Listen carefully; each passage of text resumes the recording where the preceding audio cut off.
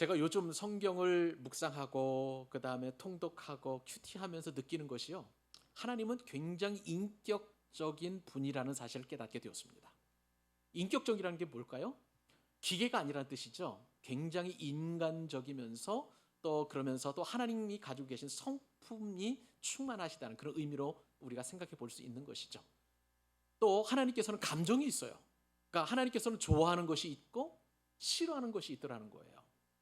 또 참 놀라운 것은 하나님께서는 좋아하는 사람도 있고 싫어하는 사람도 분명히 있다는 것을 제가 성경을 통해서 깨닫게 되었습니다. 자, 여러분, 우리의 꿈은 무엇입니까? 하나님께서 싫어하시는 것, 하나님께서 미워하시는 그런 사람이 되는 것이 아니라 하나님께서 좋아하시고 하나님의 마음에 쏙 들었으면 하는 그런 간절한 꿈과 그런 소망을 우리 모두는 가지고 있습니다. 믿으시면 아멘, 동의하시면 아멘. 그렇죠? 우리 다 하나님께 기쁨을 드리는, 하나님의 마음에 쏙 드는 그런 사람이 되기를 원합니다. 자, 그런데요, 하나님께서 좋아하는 사람들을 보니까 나름대로 일정한 어떤 패턴이 있고 또 일정한 어떤 규칙이 있고 또 하나님께서 좋아하실 만한 그런 어떤 믿음의 성향들을 가지고 있다는 것을 제가 알게 되었습니다. 가장 먼저 떠오르는 사람이 다윗이라는 사람이었습니다. 여러분, 다윗하면 사도행전에 보면 하나님의 마음에 맞는 사람, 그렇죠? 그리고 옛날 성경에 따르면 하나님의 마음에 합한 사람이라는 그런 칭찬을 받게 되었는데, 하나님의 마음에 어떻게 맞고 어떻게 합할 수 있을까 다윗을 곰곰이 제가 4월달, 3월달, 2월달부터 사무엘 상하를 묵상해 보면서 굉장히 묵상을 해보니까 다윗의 독특한 특징 가운데 하나는 뭐냐면 회개자였다는 거예요. 참된 회개자였습니다. 여러분, 우리가 잘 아는 것처럼 다윗은 여러 가지 면에서 인간적으로 굉장히 훌륭한 그런 사람이었죠. 그런데 이 다윗도 한번 실수를 하게 되었습니다. 어떤 실수였나요? 우리아의 아내 밧세바를, 그러니까 남의 남편이 있는 아내를 강제로 취한 거예요. 하나님 보시기에 대단한 악을 저지르게 되었습니다. 자, 왕이 되었으니까 사실 남의 아내 빼앗는 것 옛날 방식으로는 전혀 그게 문제가 되지 않은 거예요. 근데 우리는 신앙 양심을 가진 사람으로서 그거는 용납하지 못하지만 옛날 고대 왕 그리고 하나님을 믿지 않는 그런 사람들의 입장에서 보면, 지금도 마찬가지입니다만은 권력을 가진 사람들 입장에서 보면 이거는 아무것도 아닌 거예요. 그런데 이러한 사실에 대하여 나단 선지자가 비유를 들어서 그리고 직설적으로 다윗을 꾸짖는 그런 말씀을 전했습니다. 그런데 보통 왕 같으면은요, 권력자 같으면 무시를 할 거예요. 네가 아무리 선지자로도 그렇지 어떻게 왕에게 교훈을 하고 가르치려고 그래? 그런 어떤 마음이 있었을 텐데 다윗은 그렇지 않았어요. 그 말을 듣자마자 납작 엎드리고 하나님 앞에 내가 죄를 지었습니다 라고 그렇게 죄를 회개하게 되었습니다. 이 회개하는 마음, 즉각적으로 엎드리는 그 마음을 하나님께서는 기뻐하시고 내 마음에 맞는 사람이다, 내 마음에 합한 사람이다 라고 그렇게 칭찬을 해 주셨다는 거예요. 자, 다윗의 아들 솔로몬이 있습니다. 이 솔로몬은요, 하나님을 영광스럽게 예배한 한 사람의 예배자였습니다. 다윗의 후광을 물려받았으니 얼마나 솔로몬에게는 영광스럽고 그리고 부유하고 넉넉하고 충만했겠습니까? 그런데요, 이 솔로몬이 다윗이 꿈꿔왔던 그 꿈, 하나님의 성전을 지어드리는 그 꿈을 솔로몬이 완성을 하게 되었습니다. 이제 성전을 아름답게 쫙 짓고 하나님 앞에 왕이지만 겸손하게 한 사람의 예배자로서 일천번제를 드리게 되었어요. 일천번제라는 것은 하나님 앞에 1000번 예배를 드리는 것 아니겠어요? 매일매일 한 번, 하루에 한 번씩 그렇게 하나님 앞에 나아가서 예배를 드렸는데, 하나님은 이 참된 예배자 솔로몬을 기쁘게 여기셨습니다. 그리고 일천번제를 다 마칠 때에 성전 안에 영광의 구름으로 가득 채워졌어요. 이게 쉐키나의 영광이라고 보통 그렇게 표현하는데, 그 영광 가운데 하나님께서 흡족하게 말씀하십니다. 그 예배를 받으시고 내가 너에게 무엇을 줄꼬, 그렇게 말씀하셨다는 것이죠. 솔로몬은요, 참된 예배자였어요. 하나님께서 기뻐하시는 그러한 예배를 하나님 앞에 드렸습니다. 우리는 소원합니다. 영과 진리로 하나님을 예배하기를 소원합니다. 상한 마음을 가지고 하나님 앞에 나아가기를 원합니다. 우리도 솔로몬처럼 참된 예배자가 되어서 하나님의 마음을 시원케 해드리는 그러한 어디 예배가 되었으면 얼마나 좋겠습니까? 여러분, 그런 예배자가 될 수 있기를 축복합니다. 네. 또 신약 성경에도 보면 주님의 마음을 시원케 한 사람이 있었어요. 여러 사람이 있었지만 저는 베드로를 여러분들에게 소개해 드리겠습니다. 어느 날 예수님께서 제자들과 함께 빌립보 가이사랴라는 그 동네에 가시게 되었습니다. 이 빌립보 가이사랴는 헤롯 빌립이 로마 황제적 가이사에게 잘 보이기 위해서 그 동네의 이름을 가이사랴 빌립보, 우리가 빌립보 가이사랴가 아니라 성경을 잘 읽어보면 가이사랴 빌립보입니다. 그러니까 시저 빌립보라는 그런 어떤 그 이름을 그 도시에 부여한 것이죠. 그곳에 갔는데 그곳에는요 판이라는 PAN, 이 판신이라는 신전인을 아름답게 지어놓고 웅장하게 지어놓은 그런 곳이었습니다. 근데 이 도시에서 예수님께서 제자들에게 물으셨어요.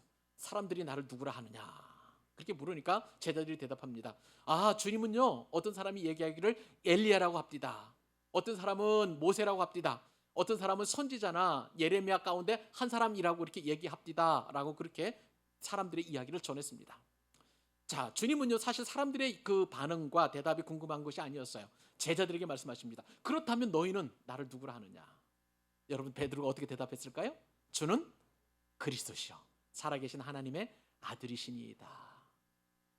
여러분, 예수님께서 원하시는 그 대답에 100점 만점에 만점을 받는 그런 대답을 예수님 앞에 드렸어요. 예수님의 마음이 얼마나 기쁘시든지 막 충만하시고 또 그 다음에 그 마음이 너무 기뻐가지고 베드로에게 마음껏 축복하시고 칭찬하신 것을 보게 됩니다. 여러분, 다윗이 어떻게 하나님의 마음을 시원케 해드렸다고요? 하나님의 마음에 합했다고요? 참된 회개자였어요. 그럼 솔로몬은요? 참된 예배자. 그리고 베드로는 어떤 또 믿음의 모습을 보였나요? 참된 신앙 고백자였어요. 이런 모습으로 하나님께 기쁨을 드리고 즐거움을 드리고 만족을 드리고 행복을 드렸던 사람입니다. 근데 오늘 본문에 등장하는 이 아브라함은요 어떠한 것으로 하나님을 기쁘시게 해드렸냐면 따라서 해봅시다. 믿음이에요. 믿음으로 하나님을 기쁘시게 했던 그러한 믿음의 조상으로서의 모습을 보여주고 있습니다. 근데 여러분, 이 아브라함은 처음부터 산을 옮길 만한 그런 믿음을 가지고 있는 사람이 아니었어요. 굉장히 초보적인 믿음이었고 엎치락뒤치락하는 믿음이었고, 그러나 그럼에도 불구하고 시간이 점점 지나가면서 믿음이 성장해 가는 그런 모습을 보였더라는 것이죠.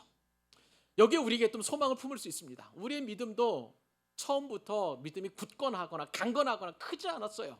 그런데 아브라함의 그 발자취를 따라가다 보면, 아브라함이 믿었던 그 하나님을 우리가 신뢰하다 보면 하나님께서 아브라함의 믿음을 성숙시키시고 성장시키신 것처럼 저와 여러분의 믿음도 성숙시키시고 성장시켜 주실 줄로 믿습니다. 어디까지요? 하나님의 마음에 들 때까지, 하나님께서 기뻐하실 때까지, 하나님의 마음에 합할 때까지 우리의 믿음도 성장하고 성숙해질 수 있다는 거예요. 결국은요 여러분, 믿음이라는 것은 기다린다는 거예요. 기다리면 시간이 충분하게 하나님께서 성숙시키시고 성장시키시고 아브라함의 믿음처럼 우리의 믿음도 그렇게 자라갈 수 있다는 거예요. 그렇기 때문에 우리는 그 기다림의 믿음을 가져야 된다는 것이죠. 여러분, 오늘 말씀을 들으면서 우리의 믿음을 어떻게 기다려야 되는 것인가, 여러 가지 4가지 중요한 원리를 말씀을 드릴 텐데 이 말씀 꼭 기억하시고 우리도 아브라함처럼 그렇게 믿음으로 충만한 그런 복을 누리십시다. 그 은혜가 있기를 간절히 소망합니다. 자, 그러면 어떻게 하면 기다리는 믿음을 우리가 소유할 수 있을까? 내 믿음이 중요한 것이 아니라요, 첫 번째 원리는 뭐냐면 우리의 믿음의 대상이 하나님이시라는 사실을 먼저 기억할 때 우리는 충분하게 기다릴 수 있는 것입니다. 자, 여러분, 우리 결혼식 한번 또 생각해 보십시다. 이 자리에는 결혼하신 분도 계시고 또 안 하신 분들도 계시는데, 보통 결혼식 할 때 우리가 결혼 서약을 하기 전에는 어떻습니까? 그 결혼이라는 서약을 하기까지 상당히 기쁨과 감사와 행복과 즐거움을 느끼게 되는 것이죠. 하나님과 언약을 체결하는 이 언약식을 맺는 아브라함에게도 그런 기쁨이 있었을 것입니다. 그런 기대감을 가지고 있었을 거예요. 근데 오늘 본문에 보니까 분위기가 영 달라요. 어떻게 기쁨, 행복, 즐거움 이런 것이 아니라 좀 어둠이 좀 임하게 되고요. 해질녘이라니까. 그리고 또 분위기가 아주 어둠침침하고 묵직한 그런 분위기가 오늘 본문 가운데 기록되어 있습니다. 아브라함은요 짐승들을 준비해서 다 쪼개놓았어요. 반씩 쪼개 가지고 이제 하나님께서 그 언약식을 체결해 주시도록 기다리고 있는데 분위기는 굉장히 그렇게 암울하고 좀 어두운 것을 보게 됩니다. 오늘 우리가 읽었습니다마는 다시 한번 우리 12절 말씀 같이 한번 한 목소리 읽어보도록 하십시다. 자, 읽겠습니다. 시작. 해질 때에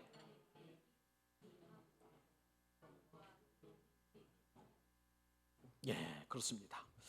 아브라함은 지금 하나님께서 자신과 맺은 언약이 도대체 무엇일까 지금 그렇게 기다리고 있는 그런 시간입니다. 하나님께서 약속을 하시죠. 언약을 맺으시자라고 약속하시고, 그리고 아브라함으로 하여금 지난 시간에 우리가 살펴보았던 것처럼 암소와 그다음에 암염소와 순양과 그리고 산비둘기 집비둘기를 준비를 해서 이제 그 비둘기를 제외한 그런 짐승들은 배를 갈라가지고 그렇게 언약식을 맺으라고 이렇게 말씀을 하셨습니다. 이게 아브라함이 다 준비를 해놓고 이제 기다리게 되는데, 언제까지 기다렸냐면 오늘 본문에 보니까 해질녘까지, 그러니까 하루 종일 그 언약식을 기다리면서 하루 종일 기다리게 된 거예요.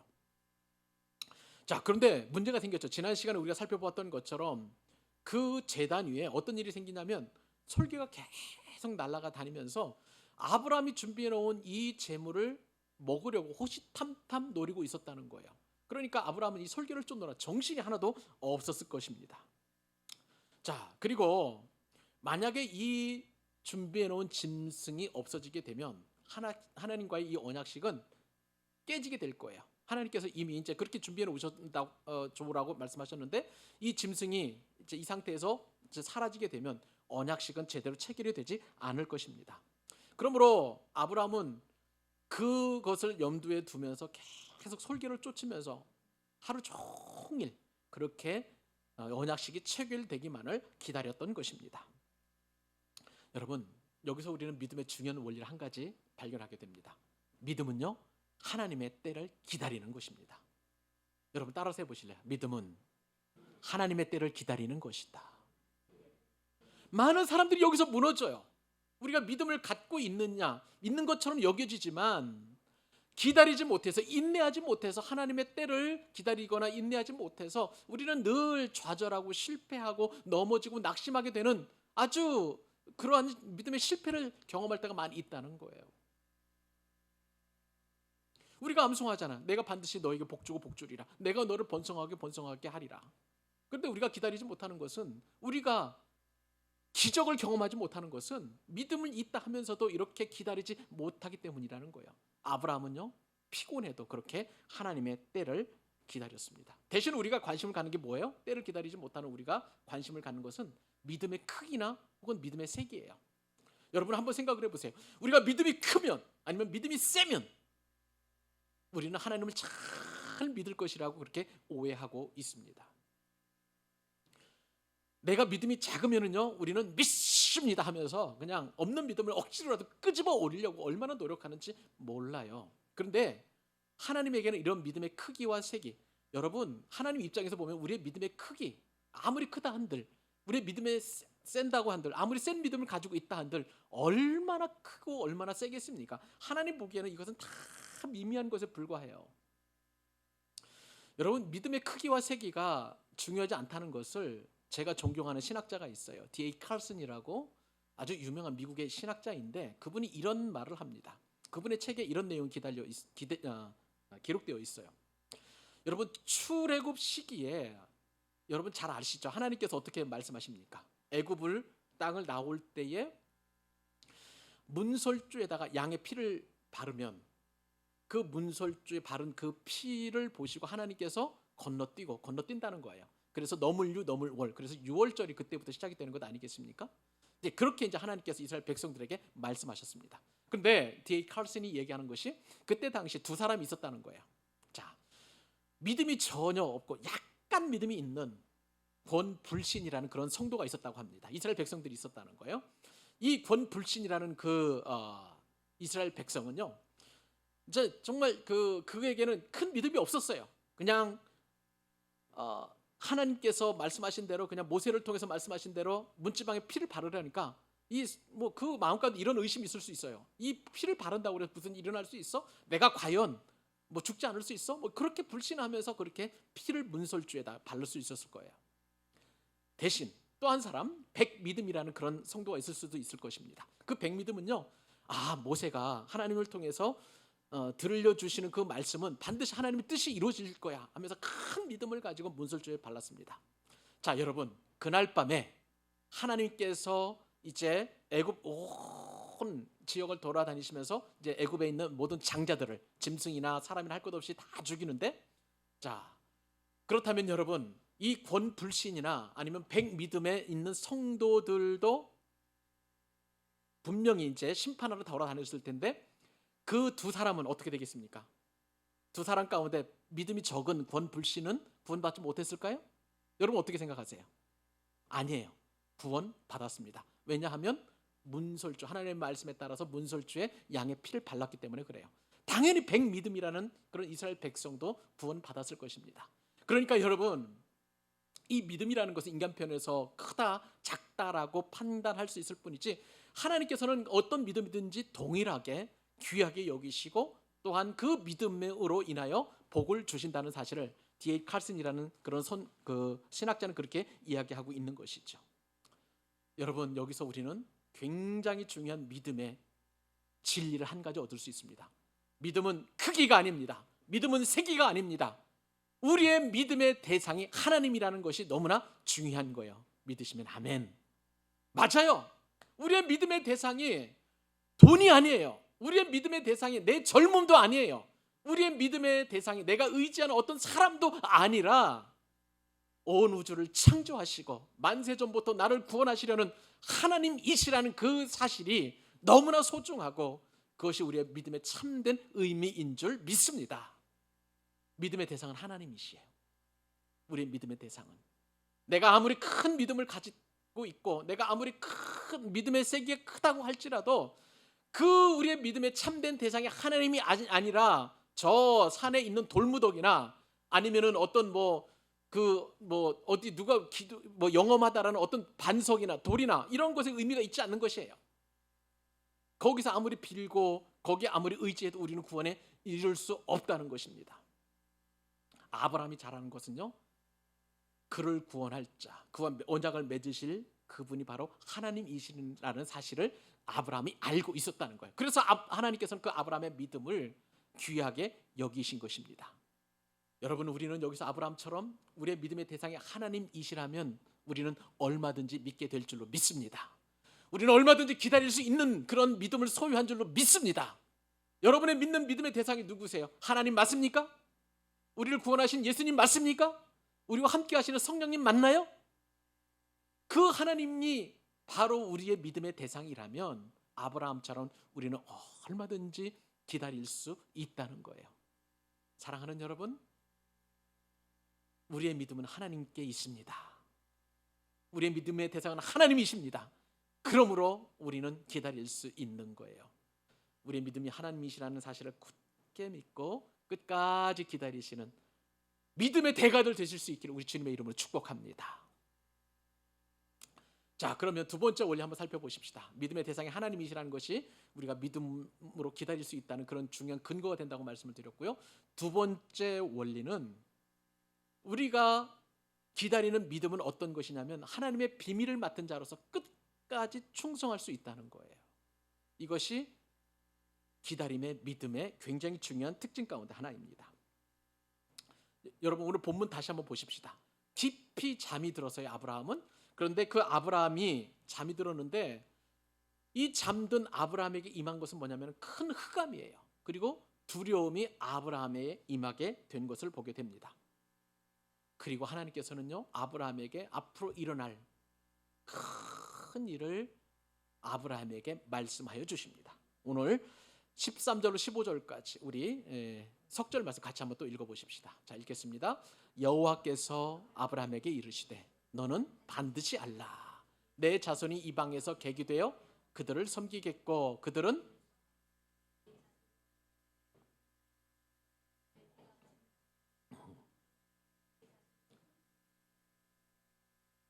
너는 장수하다가 평안히 조상에게로 돌아가 장사될 것이요.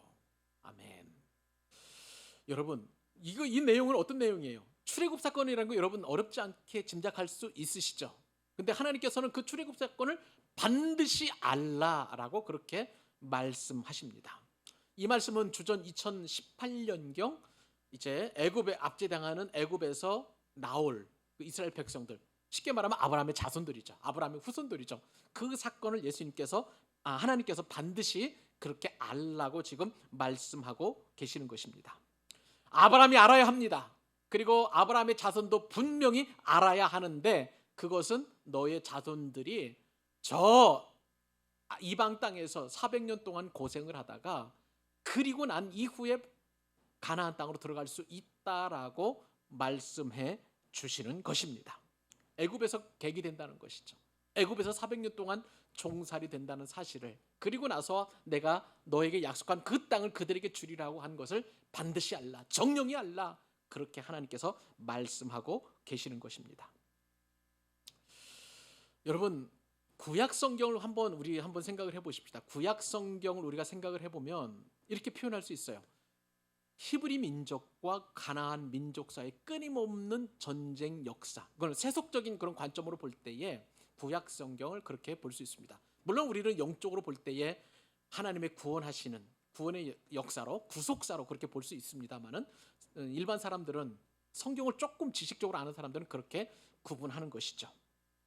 자, 근데 생각을 해보면 이 세속적인 그 전쟁 역사에도 의미가 있어요. 그것은요, 우리가 장차 저 천국에 우리가 입성하게 될 텐데, 천국에 입성하기까지의 과정이 바로 이 구약 성경의 출애굽한 이스라엘 백성들의 역사와 닮아 있다는 것입니다. 이것이 이제 구약 성경의 의미라고 할 수가 있는데, 근데 여러분, 끊임없이 전쟁을 해야 하는 그 이유가 도대체 무엇일까요? 가나안 백성들이 도대체 무슨 잘못했길래 히브리 민족은 끊임없이 이 가나안 민족과 전쟁을 해야 하느냐는 거예요. 근데 여러분, 영적으로 볼 때에 가나안 족속들이 했던 그런 일들이 있었습니다. 여러분 잘 아시는 것처럼 이 가나안도요, 노아의 후손이자 셈의 후손이었어요. 자, 그런데 이 가나안 족속들이 어떤 엄청난 일을 벌이게 되냐면, 그들도 예전에는 하나님을 믿었단 말이죠. 그들의 선조들은. 그런데 이 선조들이 그 믿었던 그 하나님의 이름을 엘이라고 이름을 칭했습니다. 일단은 하나님의 이름을 엘이라고 칭했는데, 이 엘신을 인격화시켜가지고 인간화시켜가지고 또 어떻게 하냐면은 아세라라는 여신을 만들어요. 그래가지고 가공의 그 여신을 만들어가지고 이 엘신과 여신을 또 결혼을 시킵니다. 그래서 난 아들이 바로 바알이에요. 근데 이 가나안 민족은 여기서 끝나는 것이 아니라 이 엘신을 버리고 이 아들 바알신과 어머니 아세라신을 또 결혼을 시킵니다. 근데 그것을 가나안 족속들이 계속 자손 대대로 그것을 믿고 내려갑니다. 그러니까 하나님께서 이것을 얼마나 가증하게 여기겠어요. 이런 일이 인간사에서 이루어지게 되면 그것도 참 몹쓸 일인데, 가증한 일인데, 그렇게 하나님의 이름과 그리고 하나님의 권위를 땅에 실추시킬 만큼 망령되이 그렇게 여기고 그 신을 포기하지 못하고 계속 섬겨 내려갔다라는 거예요.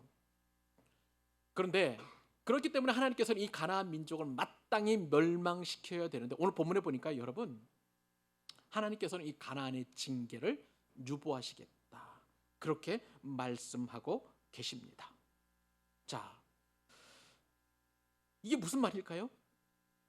왜 하나님께서는 즉각적으로 이 가나안 족속을 멸망시키지 않고 이렇게 유보를 하셨을까 싶습니다. 그것은요, 아브라함에게 도움을 주었던 사람들 때문에 그런 것입니다. 구약 성경에 보면, 특별히 우리가 예전에 여러분 우리 말씀 나누었던 은혜의 말씀 가운데 창세기 10장에서 15절에서 18절, 10장 15절 18절에 보면 여기에 가나안 족속의 그 유래가 나옵니다. 거기 보면 가나안의 아들들 보면 장자가 시돈이었고요, 둘째 아들이 헷이었고, 셋째 아들이 여부수였고, 넷째 아들이 아몰이었고, 이렇게 해서 가나안은 11명의 아들을 낳았습니다. 근데 여기서 눈에 띄는 것은 바로 아모리 족속 넷째 아들이에요. 자, 이 아모리 족속의 후손 가운데 누가 있었었냐면 마므레 삼형제가 있었어요. 여러분, 마므레 삼형제 기억하세요? 기억나시죠? 아브라함이 가나안 땅에 왔었을 때에 정착한 곳에 이 마므레 삼형제가 살고 있었는데, 아브라함과 마므레가 조약을 맺고, 그런데 북방 연합군이 남방 연합군을 물리치고 아브라함의 조카 롯을 데리고 저 위쪽으로 올라갔을 때에 아브라함과 318명의 길리고 훈련된 자들과 함께 이 동맹을 맺은 마므레 삼형제가 그 롯을 구해 왔잖아요. 그렇기 때문에 이 아모리 족속의 후손인 이 마므레 형제들 때문에 가나안 족속의 심판이 지금 유보되고 있다라고 하나님께서 아브라함의 그 사실을 말씀해 주고 계시는 거예요. 자, 그것이 16절 말씀입니다. 우리 16절 말씀 다시 한번 읽어볼까요? 자, 읽겠습니다. 시작. 내 자손은 사대 만에 이 땅으로 돌아오리니 이는 아모리 족속의 죄악이 아직 맞아요.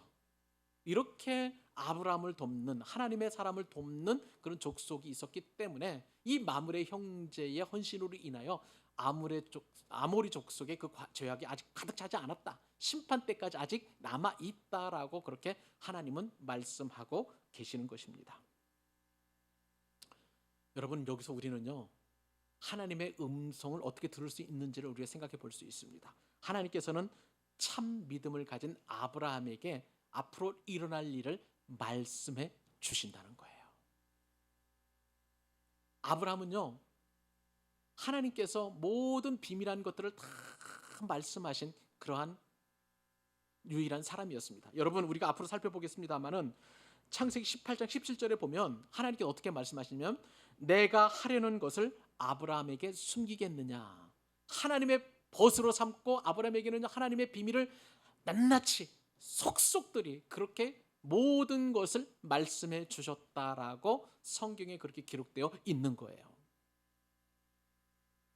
여기서 우리는 믿음의 굉장히 중요한 원리를 한 가지 알게 됩니다. 믿음은요, 하나님의 비밀을 아는 거예요. 근데 그 하나님의 비밀을 알면 우리가 끝까지 기다릴 수 있는 것입니다. 사랑하는 여러분, 놀랍게도요, 하나님께서는 저와 여러분을 믿음의 사람으로 만들어 주셨습니다. 하나님의 비밀을 맡은 자로 만들어 주셨음을 여러분 믿으시기 바랍니다. 내가 어떤 공로가 있어서, 내가 어떤 신앙적으로 아주 출중해서 아니에요. 오직 예수님을 믿는 그 믿는 믿음 하나만을 가지고 하나님의 비밀을 맡은 자로 우리에게 그렇게 은혜를 주셨다는 거예요. 그리고 우리가 말씀을 묵상하면, 기도하면 하나님의 그 비밀을 말씀해 주신다는 거예요. 여러분, 사도 바울은요, 이 놀라운 진실을 너무나 잘 알고 있었습니다. 그래서 고린도전서 4장 1절과 2절에 이렇게 기록해 놓았습니다. 같이 한번 읽어보십시다. 시작. 사람이 마땅히 우리를 그리스도의 일꾼이요, 자, 하나님의 비밀을 맡은 자로 여길지어다. 그리고 맡은 자들에게 구할 것은 충성이니라. 저와 여러분은 하나님의 비밀을 맡은 자입니다. 믿으시면 아멘. 그렇기 때문에 우리는요, 이 하나님의 비밀을 맡은 자로서 믿음을 가지고 하나님께서 우리에게 말씀해 주시는 그 미래에 대한 일들, 내 자녀에 관한 일, 나의 앞날에 관한 일, 그리고 앞으로 이루어질 모든 그런 세상에 관한 일도 우리는 알고 있어요. 이미 세상이 어떻게 결론을 낼지 분명히 알고 있습니다. 하나님께서 우리에게 비밀을 맡겨주셨고 맡은 자로서 우리가 해야 할 일은 충성이라고 말씀하십니다. 충성은 뭐예요? 기다리는 거예요. 기다리는 거예요. 하나님의 비밀을 맡은 자로서 기다리는 그러한 충성스러운 믿음지기가 되실 수 있기를 우리 주님의 이름으로 축복합니다. 아멘. 세 번째 원리를 한번 또 살펴보십시다. 믿음은 기다림이 되는 세 번째 원리는 도대체 무엇일까요? 그것은 놀랍게도 신실하신 하나님께서 홀로 맺으셨다는 거예요. 그렇기 때문에 우리는 이 신실하신 하나님을 믿고 우리는 기다릴 수 있는 것입니다. 자, 여러분 한번 우리 생각을 해보십시다. 만약에 이 예배당 지금 예배를 드리고 있는데 이 예배당에 있는 모든 불을 다 끈다고 한번 생각을 해보시죠. 그럼 어떤 일이 일어날까요? 어둠이 찾아옵니다. 어둠이라는 것은 성경에서 굉장히 부정적인 의미가 많아요. 악의 세력도, 사단의 세력도 어둠이고요, 그리고 무질서한 세계도 어둠으로 표현되어 있습니다. 성경에서 어둠은 그다지 우리에게 영적인 유익을 주지 않습니다만, 근데 오늘 본문에 보니까 유일하게 어둠이 굉장히 유익한 의미로 다가오게 되는 것을 보게 돼요. 그것은 바로 하나님의 임재를 더욱 두드러지게 돋보이게 한다는 것이죠. 자, 오늘 본문 17절 또 한번 같이 읽습니다. 자, 읽겠습니다. 시작. 해가 져서 어두울 때에 연기나는 화로가 보이며 타는 횃불이 쪼갠 고기 사이로 지나더라. 아멘. 날이 어두워졌습니다. 해가 졌다는 것은 어두워졌다는 거예요. 성경에서 분명히 그렇게 기록되어 있죠. 그런데 연기 나는 화로가 보였습니다. 이것은 쉽게 말하면 뭐냐면요, 연기 나는 화로는 불을 담은 화덕이라고 여러분 생각하시면 되겠습니다. 화덕. 여러분은 화덕하면 뭘 생각하냐면 아마 이제 피자 굽는 그 화덕을 생각할 텐데, 옛날 우리 어르신들은요, 이 화덕하면은 불 때는 곳 너무나 잘 알고 있을 거예요.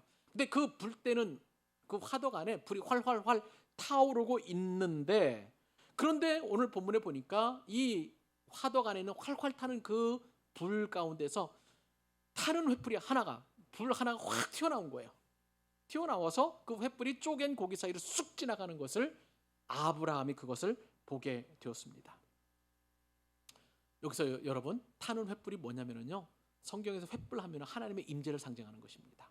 그러니까 화덕에서 타는 횃불이 그 쪼갠 짐승 사이로 지나갔다는 것은 하나님께서 그 쪼갠 짐승 사이로 지나갔다는 것을 분명하게 말씀하고 계시는 것입니다. 어두울 때에, 한밤중에 그렇게 하나님의 임재가 아주 선명하게 드러나고 있는 것이죠.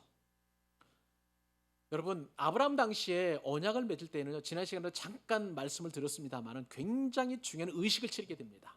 짐승을 잡아가지고 배 중간에 그 배를 가릅니다. 그리고 그 안에 있는 내장들을 다 드러내고, 그리고 고개를 해서 그 양 네 발을 다 벌려놓는 것이죠. 그리고 나서 이제 그 두 사람이, 계약을 맺은 두 사람이 그 쪼갠 고기 사이로 지나가게 됩니다. 이 의미가 있어요. 왜 그렇게 지나가느냐? 만약에 우리 계약을 맺고 언약을 맺은 사이에 하나라도 그 언약을 어기게 된다면 이 짐승과 같이 그렇게 반드시 죽게 되리라는, 그리고 죽이리라는 그런 언약을 서로 맹세하면서 맺게 되는 거예요. 굉장히 중요한 의식이라고 할 수가 있겠습니다.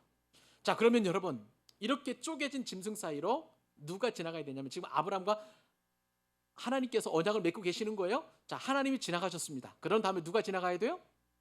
아브라함이 지나가야 되는데, 그런데 성경에는 놀랍게 아브라함이 그 쪼갠 언약 사이로 지나가지 않는다라고 말씀하시는 거예요.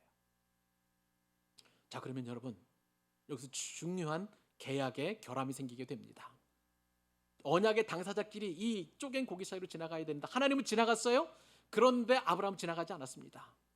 이것은 계약이 성사되지 않는데, 그런데 이것을 하나님께서 계약하신 거예요. 언약을 맺으신 거예요.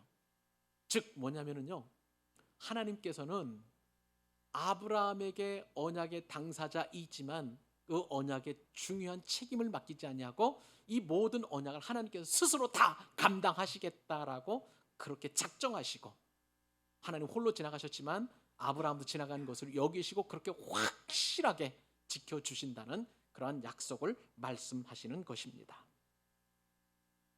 이것은 상호 언약이 아니죠. 일방적인 언약입니다. 어려운 말로 편무 언약, 한 사람이 책임을 지는 언약이라고 그렇게 신학적으로 얘기할 수가 있습니다.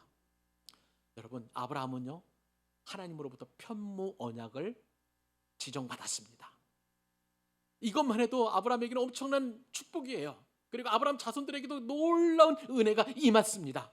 그런데 여러분, 우리는 더 소중한 것은 뭐냐면요, 기가 막히게도 아브라함보다 더 확실한 언약을 받게 되었어요. 그것은 바로 피의 언약입니다. 예수 그리스도를 믿을 때에 예수님의 보혈이 우리를 정결케 하고 예수님의 보혈로 우리를 구원에 이르시겠다고 하나님께서 그렇게 약속해 주셨다는 거예요. 짐승이 아닙니다. 예수님께서 스스로 제물이 되셔서 그 거룩한 보혈로 이 확실한 피의 언약을 통해서 아브라함의 언약도 확실하지만 그 아브라함보다 더 확실한 언약을 저와 여러분들에게 주셨다는 사실이에요. 아멘입니다. 아멘이에요. 그래서 예수님께서 뭐라고 말씀하셨냐면 고린도전서 11장 25절에 보면 이것을 사도 바울은 이렇게 표현합니다. 이 잔은 내 피로 세운 새 언약이다. 저와 여러분, 예수님을 믿음으로 말미암아 주님의 피로 새 언약을 받은 언약의 당사자인 줄 믿습니다. 그러니까 우리는 아브라함보다 더 놀라운 축복을 받은 사람들이에요. 더 놀라운 은혜를 받은 사람인 것입니다. 여러분, 우리가 잘 아는 것처럼 아브라함과 언약을 맺으신 하나님께서 아브라함의, 나중에 보시면 아시겠습니다, 아브라함은 실수를 합니다. 그런데 언약을 파기하지 아니하시고 아브라함을 끝까지 지켜주셨어요. 그 아브라함을 지켜주신 이 편무 언약보다도 피의 언약은 더 놀랍다는 거예요. 그러므로 여러분, 우리를 구원하시는 예수님의 보혈로 우리를 구원하시는 그 놀라운 구원의 은총은 그 어떤 일이 있어도 철회되지 않는 줄 믿으시기 바랍니다. 설령 우리가 죄를 짓고 잠시 하나님으로 떠나 있다 할지라도 잠시예요. 반드시 하나님께 돌아오게 하시고 우리를 회개케 하시고 완전한 구원에 이르도록 그렇게 예수님의 보혈로 우리를 피해 언약을 맺어 주셨어요. 그러므로 여러분, 우리가 기다릴 수 있는 그 믿음은 뭐냐면요, 신실하신 하나님께서 그리고 예수님께서 나를 위해서 피를 흘려 주셨다는 그 언약 때문인 것이죠. 이 언약을 믿으면요, 우리가 아무리 어렵고 힘들고 고난 가운데 있다 할지라도 우리는 기다릴 수 있습니다.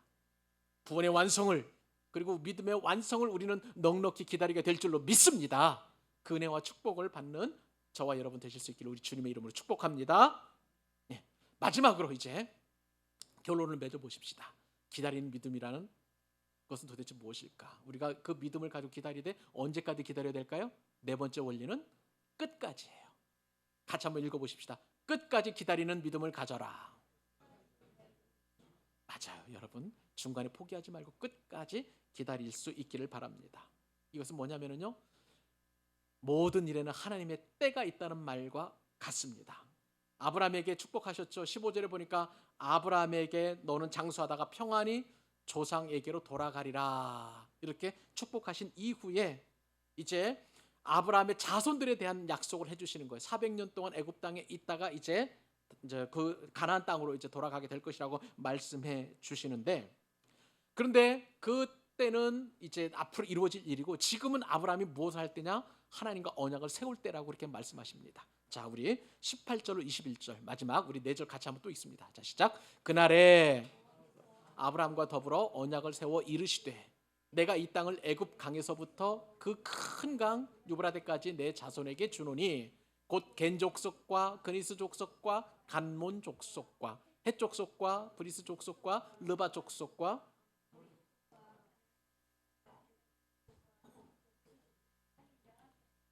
예, 아멘.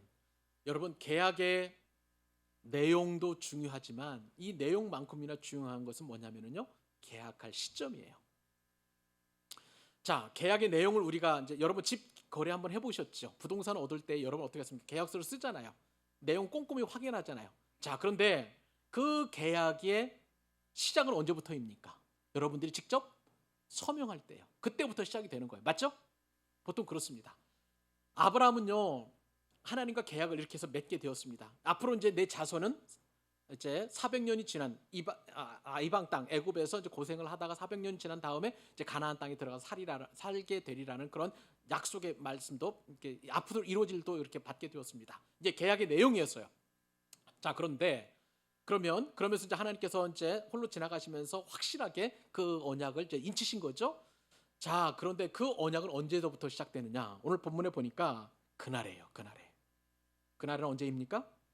여호와께서 아브라함과 더불어서 언약을 세우신 그때부터 이 언약이 즉각적으로 시행된다는 것입니다. 이 언약이 시행되기 전까지 하나님은 자유로우셨어요. 아브라함과 언약을 맺기 전까지는 하나님께서 아브라함을 포기하셔도 돼요. 방기하셔도 돼요. 그냥 내버려 두셔도 돼요. 축복하지 않으셔도 돼요. 그런데 이 언약을 딱 맺음으로 말미암아서 더 이상 이제 하나님께서는 그 언약과 계약서에 있는 내용을 반드시 이루지 않으시면 안 되는, 하나님 스스로 그 계약에 얽매이시는 그런 상황에 지금 처하게 된 것이죠. 이것이 바로 언약이 시작된 것입니다. 그런데 여러분, 이 계약서의 내용에는 어떠한 또 내용이 들어갔냐면, 하나님께서 이처럼 일방적으로 약속을 언약을 맺으셨지만 사람에게도 할 일이 있었어요. 하나님께서 주신 땅을 차지해야 하는데, 여러분 놀랍게도 하나님께서 우리를 계약 가운데 주신 땅들, 기업들, 분깃은요 그냥 땅이 아니에요. 오늘 아브라함과 그 후손들이 누려야 될 땅들은 뭐냐면요, 이미 기존에 사람들이 살고 있었던 땅인 것을 보게 됩니다. 하나님께서 약속하신 땅은 저 큰 강 유브라데서부터 지금의 이라크 땅으로부터 시작을 해가지고 애굽에 있는 강까지라는 거예요. 그러니까 이집트까지라는 거야. 그 가나안 땅, 팔레스타인 지역을 다 하나님께서 주셨는데 이미 그 땅에는 누가 살고 있었느냐? 열한 족속이 살고 있었는데 너는 그 땅을 차지하라는 거예요. 쉽게 말하면은 그 땅을 갈아엎으라는 거예요. 정복하라는 거예요. 그리고 네가 스스로 개척해서 내가 너에게 준 그 약속의 땅을 취하라고 말씀하고 계시는 것입니다. 언제부터요? 지금 계약을 맺은 때부터. 여러분, 이것은 굉장히 어려운 일이에요. 한번 생각을 해보세요. 이미 기존에 살고 있었던 가나안 족속들이 이제 저 갈대이나 우르 땅에 살던 사람들이 갑자기 와가지고 이거 하나님께서 나에게 주신 땅이니 너 물러가라, 내가 너를 다 없애겠다라고 하면 이 사람들 가만히 있을까요? 강력한 저항을 받을 것이고요, 피비린내 나는 전쟁이 이루어질 것임을 분명히 알고 있었고, 이것은 일종의 선전포고였기 때문에 가나안 족속들은 아브라함의 후손들과 아브라함에게 대해서 강력하게 저항할 것임을 다 알고 있었을 것입니다. 그러나 그럼에도 불구하고 이 계약서 내용에 따르면 아브라함은 그 땅을 차지하기 위해서, 그리고 그 후손들은 끝까지 투쟁하고 전쟁을 임하게 된다는 거예요. 언제까지요? 그 땅을 다 차지할 때까지. 결국은 믿음은 기다림인데 언제까지 기다려야 되나요? 끝까지. 하나님께서 우리에게 약속해 주신 것이 완전히 이루어질 때까지. 여러분들에도 문제가 있으면 하나님께서 반드시 그 기도하면 응답해 주시겠다고 여러분들에게 약속의 말씀 주셨죠. 믿으시면 아멘. 맞아요. 언제까지 우리가 기다려야 되나요? 우리가 기도한 것이 이루어질 때까지. 우리가 소망하는 것이 이루어질 때까지. 그것이 바로 참된 믿음인 것입니다. 이것이 바로 기다림의 믿음이라는 사실이에요. 사랑하는 여러분, 하나님께서 우리에게 오늘 믿음의 굉장히 중요한 원리들을 말씀해 주셨습니다. 한번 하나씩 잘 생각해 보실 수 있기를 바랍니다. 여러분, 우리의 믿음의 대상은 누구이십니까? 하나님이세요. 하나님께서 우리에게 언약을 맺어 주셨고 믿음을 주셨습니다. 그리고 우리는 언제까지 이 기다림의 믿음을 어떻게 해야 합니까?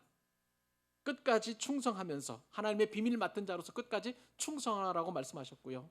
그리고 이것은 인간에게는 절대 책임을 전가하지 않고 하나님 스스로 그렇게 언약을 맺으셨습니다. 왜요? 인간은 변하기 때문에 그래요. 만약에 하나님의 구원 사역에 인간이 동참하게 되었다면 인간은 수없이 넘어지고 변하기 때문에 그 구원은 이루어지지 않을 것입니다. 그렇기 때문에 하나님 홀로 이 언약을 지키실 수밖에 없는 것이고요. 마지막으로 우리에게 끝까지 기다리라고 말씀하십니다. 이 귀중한 믿음의 원리를 가지고 이제 여러분들은 세상으로 나가십시오. 사역의 현장으로 나가십시오. 가정으로 돌아가십시오. 삶의 예배자로서 하나님께 영광을 올려드리는 여러분 되시기를 우리 주님의 이름으로 축복합니다.